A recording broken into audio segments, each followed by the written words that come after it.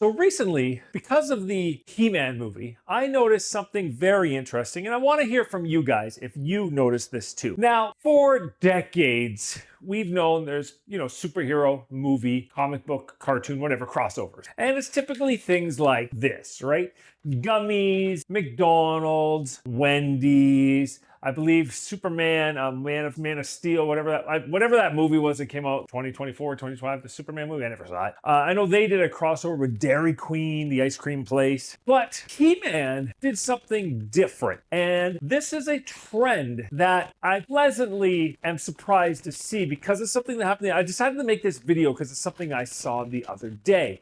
And that was this. A Supergirl movie crossover with kombucha. Now, this took me completely by surprise. This was not something I thought I would ever see. And I'll say this, from what I understand, is that because I love this kombucha. This kombucha is my favorite. I normally have a bottle in my fridge. I literally drank the last cup today, but I buy the big ones, the family size. I don't buy the smaller ones. This is the smaller size. But it's from Synergy. I believe it's called Synergy, or the drink is called Trilogy. I believe the kombucha is called Synergy. And from what I understand, this is a family-owned mom and pop, like it's a big company, but it's not owned by Nestle, it's not owned by Coke, it's not owned by Pepsi, it's not owned by any of these water brands. It's not a huge company that's been bought out that has, hundreds of millions or billions of dollars to spend on this sort of stuff. As soon as I saw it, I went, how did these guys, well, first of all, I went, that can't even be right. A Supergirl and kombucha, but at the same time, Supergirl on a pretty much small, very niche drink that I'd say most people aren't drinking. But then it got me thinking, well, because He-Man here, because then I started putting it together. Well, He-Man here, right here,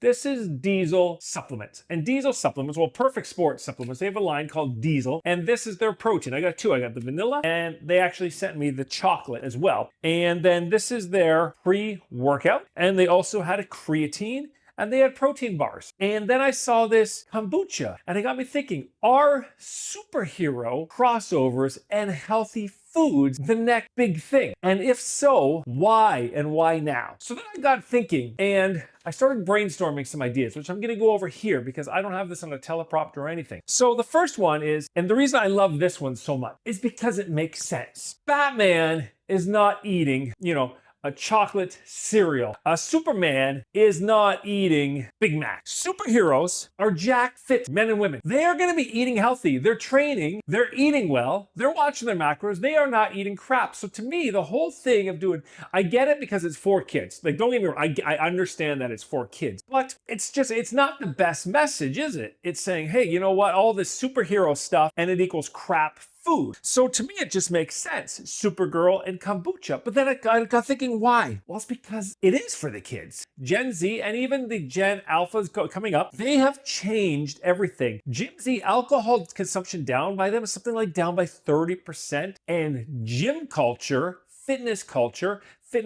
outfits, fitness, they're hanging out at saunas and spas. They're going to cold tub experiences. They're doing these retreats. They're heading off to places like Bali and Mexico to go train at like jungle gym on the beaches, in Mexico, or doing yoga in Bali. They are into functional fitness, functional health. Everything with them, they want to get their highs, if you want to call it that, from healthy food and from doing things and experiences. They're hanging out in the supplement stores. They're hanging out in gyms. They're hanging out in saunas and spas and whatever else, the cold tubs, the hot plunge places. Gen Z changed the way things are going, and Hollywood follows money. Hollywood doesn't create trends. They try, but they don't create trends, but they respond and they follow trends. So studios are going, okay, healthy food is where the younger, and believe me, movies, guys, for the most part, are aimed at the 20s and the 30s. That's who they're aimed at. A lot of them, and aimed at kids too, but kids that take their parents there. But the younger generation, let's call it the sub 35, is where the movies are aimed at. And this is what they're into now. They're into healthy stuff. They're not into unhealthy stuff anymore. So the studios are realizing this. Now, I'm guessing that Perfect Sports, because I believe this is a Canadian brand, they probably got a pretty good deal because this isn't something that's typically done. So my guess is these studios are just kind of going, hey, you know what? Let's give these guys a break on the price and see where this goes. This kombucha company, I don't think that they spent whatever licensing fee they would need to like say what a Coca-Cola or Hostess or somebody would need to do to have Supergirl on a bag of Frito-Lay chips or a bag of Doritos. I don't see that. I think these are experiment that they're trying, or they're just saying, hey, you know what? We got to get into some new areas where the younger people are, and these are smaller, more niche companies that can't afford these gigantic contracts. So I'm guessing there's some, some serious cuts going on here.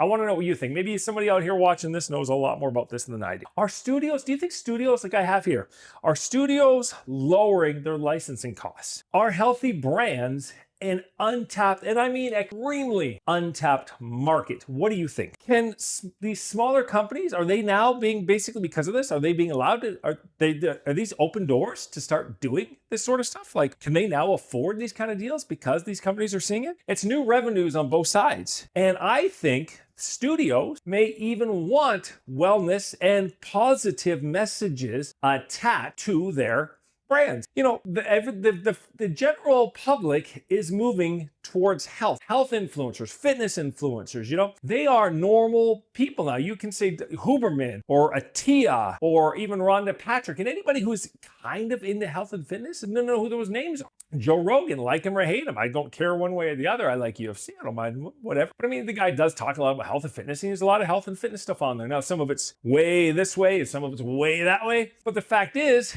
a lot of his episodes are about health and fitness and wellness. I have the feeling that these brands, I think we're going to start seeing a lot more of these healthy crossovers. Like I said, is this a better brand fit? What do you guys think? I think it's a much better brand fit, and I'm saying I was 100% pleasantly surprised. Now, I almost wanted to buy this bottle just to have it here because I was like, I don't need an empty junk bottle lying around my house, and I don't care for Supergirl whatsoever. But if that was, a He-Man kombucha, maybe a Transformers kombucha, probably would have bought it. Probably buy some. I 100% would buy He-Man functional drinks. If they came out, I'd be displaying those bottles proudly. The next thing is superhero physiques. Are they becoming more attainable? We're seeing more things like John Wick, Nobody. If you haven't seen Nobody, by the way, watch that. At least the first one. Second one's okay. First one's awesome. These are normal guys. The 80s huge, obviously steroided look, besides The Rock, really, is kind of over. It just fit guys like Robert Downey Jr., Paul Rudd, who plays Ant-Man, a lot of the Hawkeye. These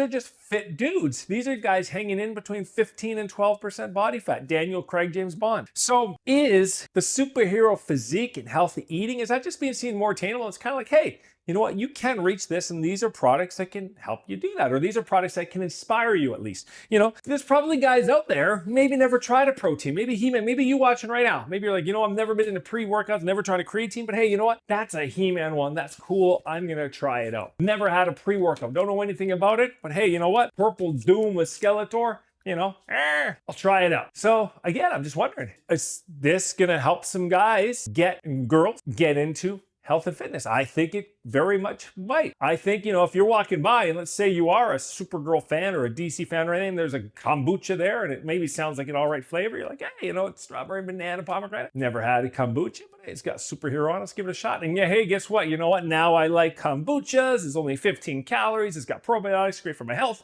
It's one of the top things I actually suggest to my client as far as, probiotics go. Not the main one, probably like 5 down the line, maybe even 6. But it's definitely in the list. Is that something? I don't know. I think it probably is. So what's the future gonna hold? Are we gonna see like Batman sleep supplements? Are we gonna see Spider-Man joint formulas? Are we gonna see Superman bulk gainers, the Hulk weight gainers? No, those have actually been a thing. I believe I've seen that before. I believe there was a Hulk weight gainer. So this is not something brand new, but I've never seen these in grocery stores. That's the big difference. Never seen these in grocery stores. See this sort of stuff in grocery stores. All the he-dads out there, I can't call them he-dads because they're not he-dads. If you are not in shape, if you are not he-dad in it, you are not a he-dad. All the dads who like He-Man were going on and on and on about the Denny's cross promotion, right? I'm sorry, you're 30, 40, 50 pounds overweight. You should not be getting excited about the Denny's pancakes, about the Denny's burger. This is what you should have been excited about. This is what you should have been excited about. Not one fucking video on the internet covered this at all. I saw nothing but posts about Denny's.